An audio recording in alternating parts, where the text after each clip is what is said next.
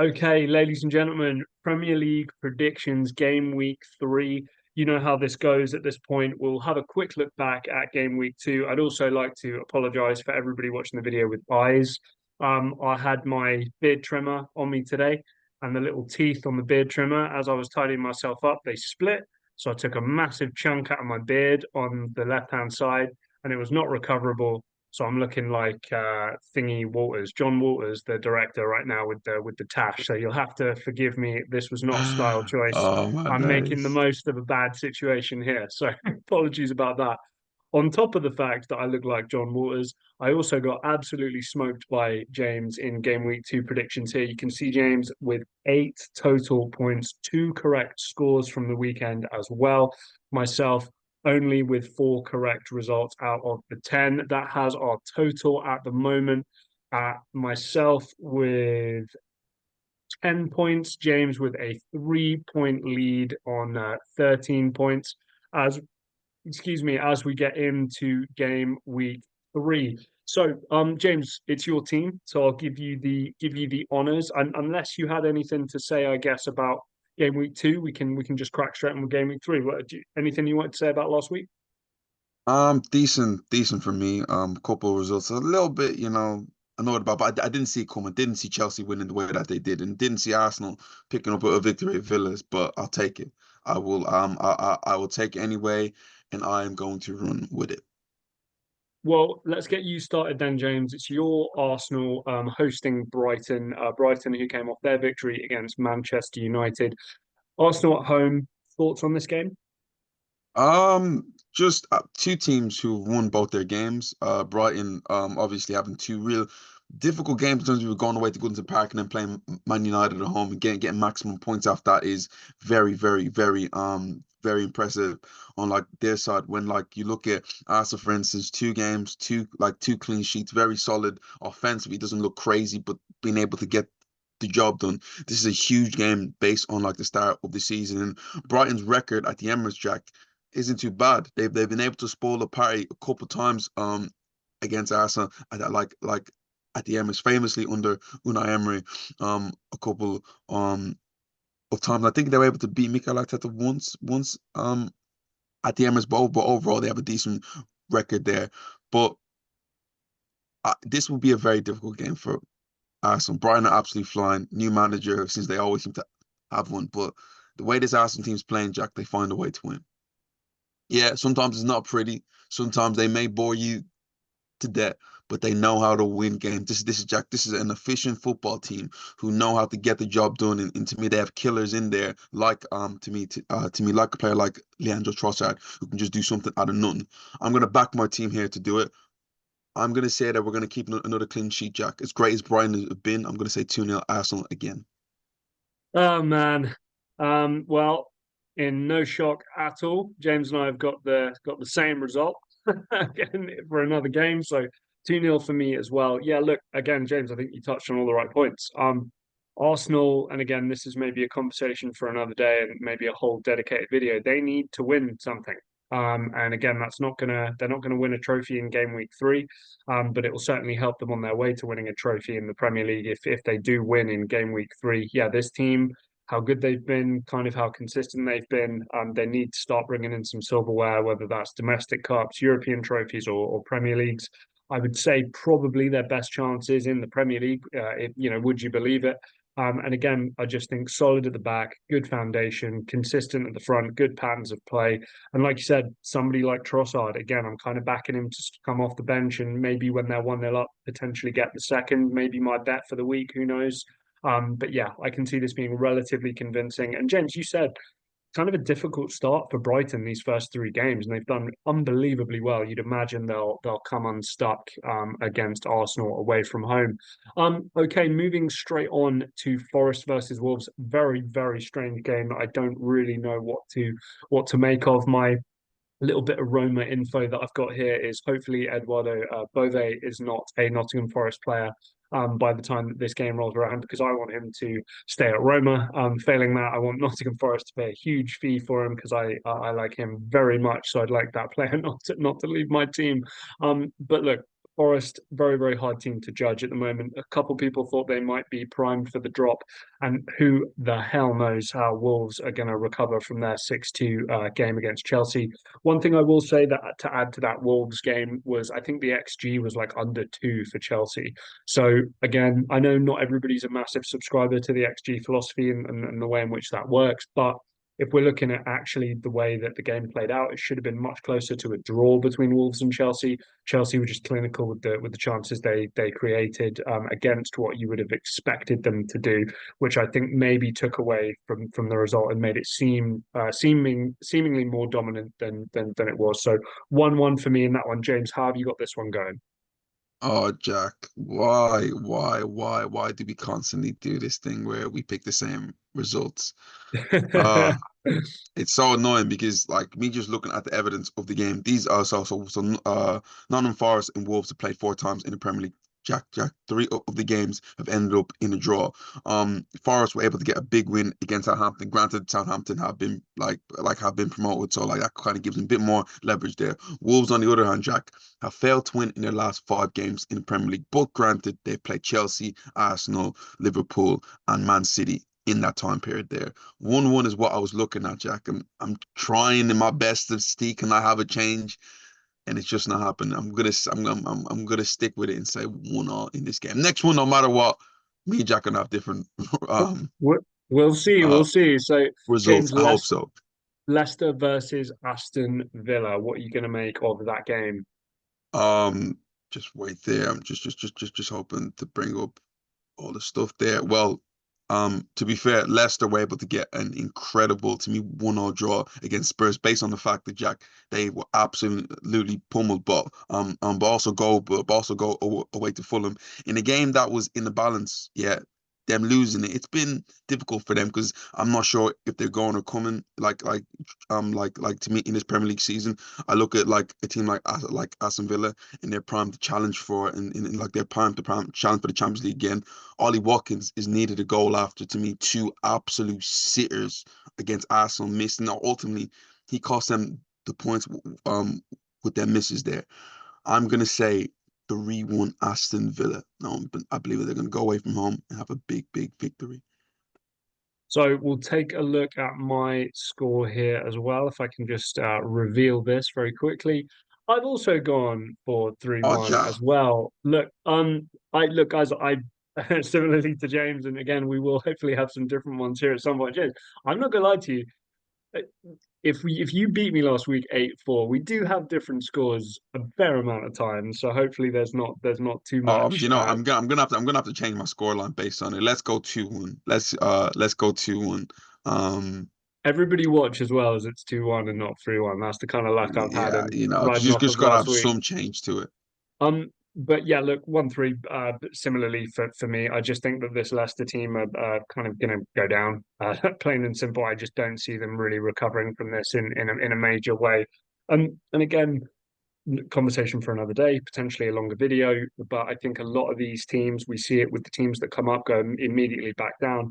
A lot of these teams aren't even trying to stay up really anymore. They get their money from being in the Premier League, they get their parachute payments, they renovate their stadium, they get their training ground sorted, they build infrastructure so that potentially at some point in the future they'll be in a better position to come up and stay up, like maybe a Brighton has done, just as an example. So Villa, far superior. Money, good recruitment, good team, good manager. I fully expect them to go out there and do the business pretty convincingly. So Ipswich versus Fulham. Strange game. I do think Fulham have some real kind of talent, and obviously they've managed to sign a couple of players here. We've talked a little bit about Emil Smith Rowe. They've got, I believe, Sander Berge from Sheffield United, who I think historically has had some interest as a reasonably solid player. But look, James, I think this Kieran McKenna team that we keep hearing about in Ipswich Town, um, supposedly according to Paul Scholes and Jamie Carragher, Ipswich is a hard place to go and play. It's quite tight, quite narrow, and I think the fans will be begging for that first victory for these guys. And again, if any team I think from the promoted teams is potentially going to stay up, maybe that is Ipswich. I can see them really strangling this game, getting lucky and going away with a 1-0. What do you think, James? Jack, do you know what it is? I just felt that based on the fact that like Ipswich were given two that like difficult games in terms of you were playing City and Liverpool back to back, that like they were getting a game that was more winnable for them. I also had Jack a 1-0 win to Ipswich too, but I gotta change it up. I gotta change it up somehow, some way, because me and Jack cannot constantly go back and forth here. Fulham having a big win, Fulham having a big win against Leicester, and going away to Manchester United, and Jack really unlucky not to get something out of that game.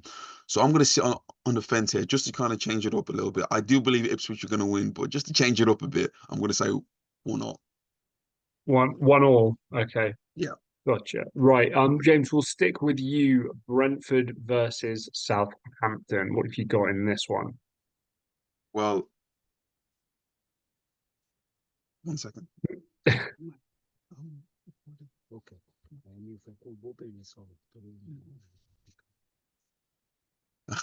Sorry there, guys. Oh, so Brentford, yeah, Jack, could you just cut that bit out, Yeah, please, it's fine, mate. It's if fine. that's okay? Um, so we got Brentford versus Southampton. Well, Brentford to me had a great start to the season, Jack. Being able to beat Crystal Palace with all the stuff going on with Ivan Toney and just like the club just being a little bit unsettled right now is a bit odd. But for them to come out with a win was huge. Going away to Anfield, Jack, to me is second hardest place to go in the Premier League. Right, to me, right next to the Etihad.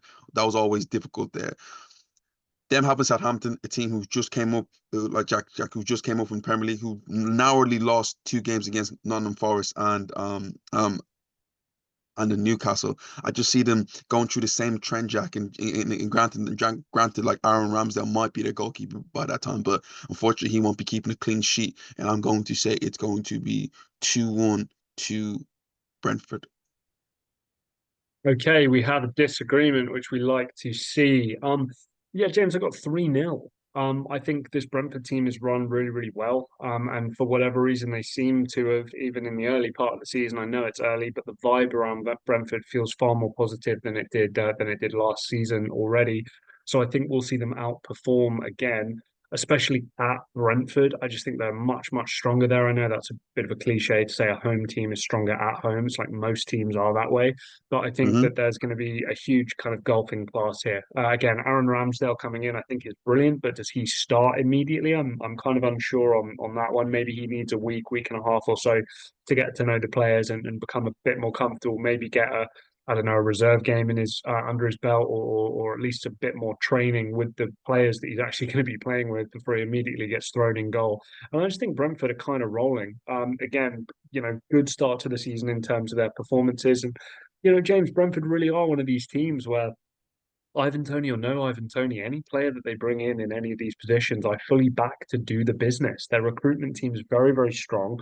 And I just think that they will continue as they have been, which is overperforming what people have expected from them for years and years. Right, moving along to talking about overperforming to an underperforming team in Everton, I've got them losing pretty convincingly 3-1 against Bournemouth. Andoni Raiola, again, one of the best young managers in the Premier League, and I think somebody who is destined for a bigger job when one comes up and is available for him. Everton, lots of negativity around the club, it feels like at the moment. All these kind of changes in the ownership thing going on, rumours that Jared Brantwaite, the kind of star player, or at least their star asset, is going to go to Liverpool in the last couple of days of the season. I don't expect that to happen, but who knows? And I just think that Everton, it's a little bit of a dumpster fire at the moment. And I think Bournemouth will fully take advantage of that. So 3-1 Bournemouth for me, a little bit of a hot take. I think I could have gone a bit more conservative, but I don't know, just have a gut feel about 3-1 to Bournemouth. This is to me probably a typical Everton game where it's almost must win. I don't think Everton can go 3 games, especially the first 3 games, and then in like losing more. Like here's a team who struggled in the past couple of years, and I tipped them to have a good season, maybe like mid to table. It's looking a bit sticky right now, but Jack, they were able to get a win in the League Cup. That kind of lifts their confidence a bit. And interesting enough, little fact here, the home team have won 6 of the last 7 fixtures between Everton and Bournemouth. So I'm going to say 1-0 Everton. Nil to Everton. I like it. That's a big disagreement for me and James there. James, Let's go to East London, West Ham versus Man City. How have you got this one playing Uh, out? How many are Man City winning by? it's not looking good for West Ham, if I'm being honest. To be fair, they have a draw in there. I think one, two, three, eight. So to be fair, eight of the last six game Man City won. They've able to get two draws in that time period. For them, difficult. Jack, this Man City team are absolutely flying. They look better than like what they did last year, and that's crazy. Look, Silvino's coming, been an absolute problem. Oh, like honestly, I'm so inspired watching him, just watching him play, being so direct there. You got Doku, can he kind of find his feet in like his end product there? De Bruyne looks reviews like Bruyne looks back to his old self. He looks young again. The slick back hair and like Jack, the top knot is working. Haaland's being Haaland, scoring another hat trick, and I see him bagging a few here, Jack. I'm gonna say 2-0 Man City. Well, you guys, normal service has been resumed. 2-0. Yeah, look, look, James, I agree with you. I think there's kind of a weird vibe at Man City at the moment. We know the 115 allegations and all this kind of stuff, but I think in a weird way, it's made this team quite comfortable. Because there's this kind of thing that's not them, that's not the team, that's not the tactics, that's not the transfers. There's this other thing that they're not really involved in that takes all the attention away from them. So all the questions are about kind of the board of directors, the executives, the decision makers, whether they've broken the rules. The first team and the manager just kind of play football, and they play football really, really well. I think bringing in, and it really feels like properly bringing in now the likes of an Oscar Bob, Rico Lewis looks really good as well. They're actually taking advantage of a couple of their academy players.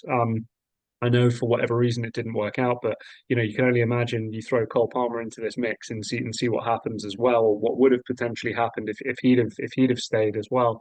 So I just think Man City are in a real flow at the moment, and this will be relatively straightforward. Go ahead. I'm gonna say, Jack, I'm gonna change it a little bit. I'm gonna say 3-1 Man City. The last two games have ended in 3-1. So I'm gonna say West Ham can bag a goal maybe from like Kudus or something like that. Yes. So we'll move on to Chelsea versus Crystal Palace. Palace have been kind of underwhelming. A lot of people, me included, thought Palace might kind of be a dark horse team and a team that might even sneak a European place based on how they ended, last season. And obviously keeping hold of somebody like Eze was huge. I know they lost Michael Elise, but getting somebody like Ismaila Sarr, Mateta had a really good Olympics, I seem to recall. So I think they thought that was just going to keep rolling. Look, it feels to me obviously, I think they lost Joachim Anderson, didn't they, to Fulham, which is kind of a big deal. But it looks like they may potentially keep Mark Gahey unless Newcastle, or no, yeah, is it Newcastle they're going for him? I think it is. That they sell the entire farm to potentially get him. I think that 6-2 though, James, even though again you look at the XG, it wasn't the most dominant performance that you might think of. I do think that that's going to inspire a great deal of confidence in those Chelsea players. At home, I can see another goals fest. Again, we talked about this, and the internet has talked about this for a long old time. No one has any concerns about the quality and caliber of footballer that Chelsea are bringing in. These are talented young footballers that are coming into this club. The concern is how many of them there are, how they don't know one another, and what the thought process is to why any of them are being brought in, and the players that are being kicked out, how they're being treated. That's the concern with Chelsea. If it starts clicking, it's because they've spent loads of money on lots of very, very talented players.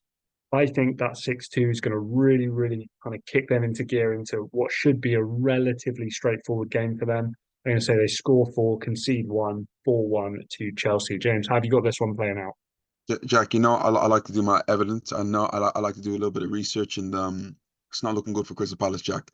4-1 is the way I'm looking at it. I'm gonna expect them to go for because Chelsea play out from the back, and that's always sometimes, especially with Sanchez in goal, there just seems to be an error here there from him. I'm gonna say 4-2. And Jack, the big reason behind this right now, interesting enough, Chelsea have won the last 13 straight games against Crystal Palace.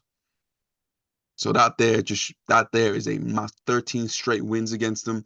They've every single year for the last what 6 seasons they've won home and away against Crystal Palace, a team that is meant to be a London derby, but Chelsea's just a 3 point derby for them. So Chelsea also far. flying. Nutty Madueke is flying. João Felix came in, finally got that goal. Pedro Neto's looking good there. Cole Palmer with 3 assists. Jackson is extra motivated from comments from John Mikel Obi. So yeah, well, let's have it. Chelsea 4-2. James, going on to a pretty good looking Super Sunday, if you ask me. How have you got Newcastle versus Spurs? Spurs fans, close your ears and your eyes right now, because when you go to White Hart Lane, no, when you go to the St James's Park, like you took a couple beatings there. We all remember famously, was it 2 seasons ago, Jack, when Spurs went away there losing 6-1. Last year, Jack, 4-0. So it hasn't been like a great pace for Tottenham to travel overall in recent years. Yes, granted they've been able to get a couple draws and like a couple wins there, but there's also a couple heavy defeats there. I'm gonna back Newcastle here in another high scoring game, Jack, because Spurs go for it. Newcastle will go for it at St. James's Park. I'm going to say 3-2 Newcastle.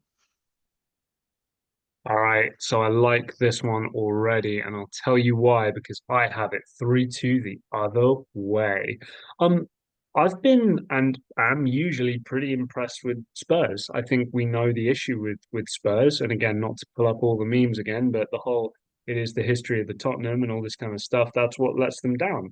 Nobody, I think, at any point is ever doubting the talent or the attacking football or the entertainment value that Spurs bring. It's that mental side of the game that when it matters most, they usually end up dropping the ball. I'm going to say, though, that an away game at Newcastle in the early part of the season is not going to be the most highly contentious game and stressful, controversial game that we're going to have.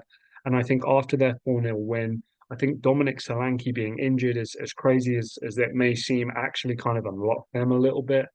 I think what I think of their centre back room. I think they're absolutely fantastic. I'm a huge fan of what Pedro Porro can offer as well.